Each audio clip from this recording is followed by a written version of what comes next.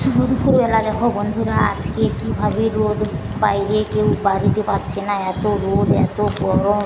তো আগের দিন সারাদিন বৃষ্টি হচ্ছিলো, রাত্রে একটু ভারী বৃষ্টি হচ্ছিলো, তো রাতের লোক ঘুমিতে খুবই ভালো হয়েছিল। তারপর দেখো কি রোদের তাপ, এই তাপে কেউ বাইরে বেরোতে পারছে না, যে কষ্ট আর কি বলবো। আমি তো বাইরে বেরোচ্ছি, তবু আজকের ভুলে মাথায় ছাতাটা নিয়ে আসছি না, মাথা যেন ফেটে যাচ্ছে, এত রোদ।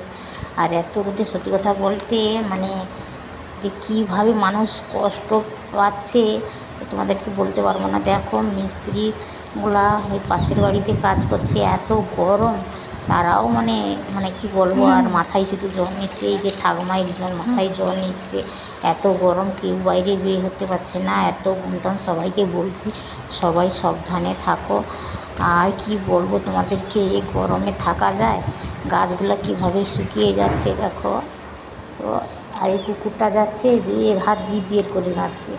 তো যাই হোক, সবাই সুস্থ থাকো, ভালো থাকো, টাটা।